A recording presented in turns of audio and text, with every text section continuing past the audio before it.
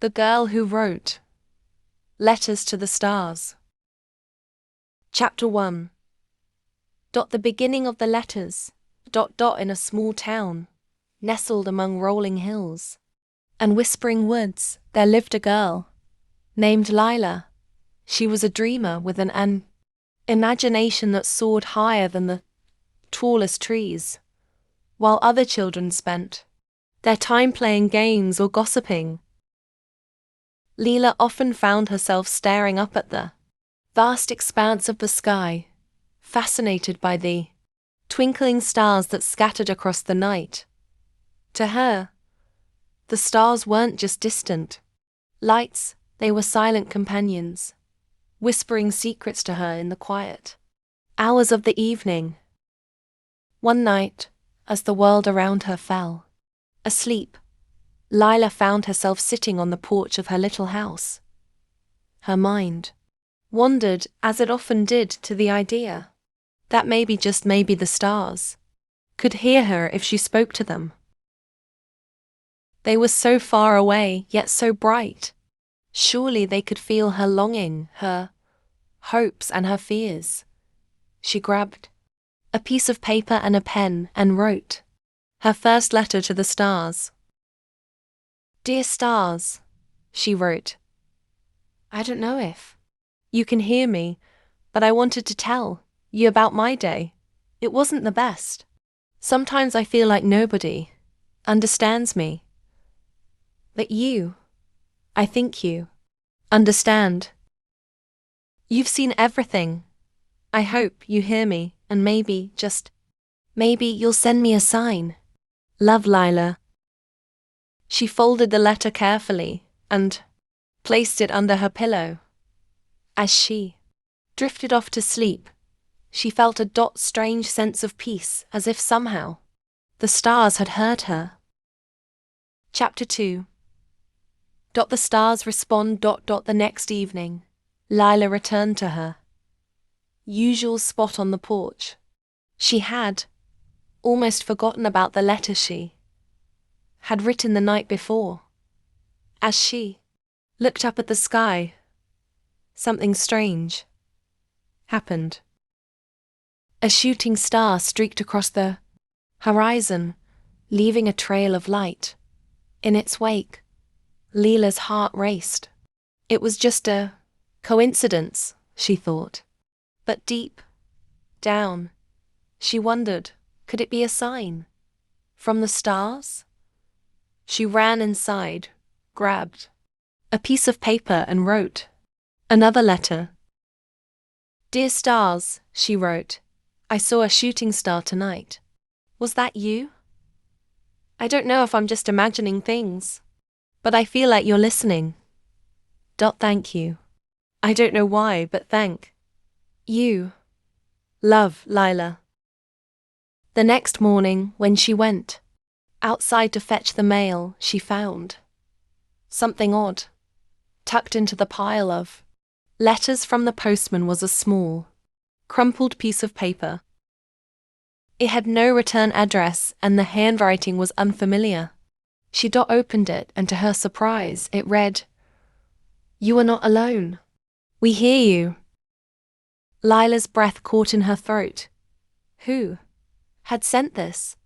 And how did they know? Could it have been a coincidence? Or was it possible that the stars were actually reaching out to her? Chapter 3. The growing connection. As the days passed, Lila continued to write letters to the stars. Each night she poured her heart out onto the page, sharing her dreams, her fears, and her secrets. And each morning she would find a response, small notes, always unsigned, always mysterious. The letters brought Lila comfort, and she began to feel a deep connection to something greater than herself. The world seemed a little less lonely, a little more magical. It wasn't just the stars she felt connected to anymore. It was everything. The wind in the trees, the rustling of the leaves, the way the sun painted the sky. At dawn, everything felt part of a grand, beautiful symphony. One evening, Lila wrote her most personal letter yet. "Dear stars," she wrote, "I don't know what to do anymore. I feel lost. But I don't think I can keep pretending that everything is okay when it isn't. Sometimes it feels like I'm drowning in all the things I can't say. Please help me. I need to know that there's something out there that sees me, that understands me. Love, Lila. ... The next day, as she sat on the porch waiting for the usual note, nothing came. She felt a pang of disappointment, but she told herself it was probably nothing. Maybe it was just a coincidence. The stars had always been so reliable, always there for her. That night, when she looked up at the sky, a single star began to shine, brighter than all the others. It pulsed, ... as if it was trying to get her attention. Lila gasped. Without thinking, she grabbed a piece of paper and wrote a letter. "Dear stars," she wrote in a flurry, "I saw it tonight, the brightest star. The one that's always there. I know it's you. Are you telling me something? Please, I need to understand." That night, as she lay in bed, the answer came not in words, but in feelings.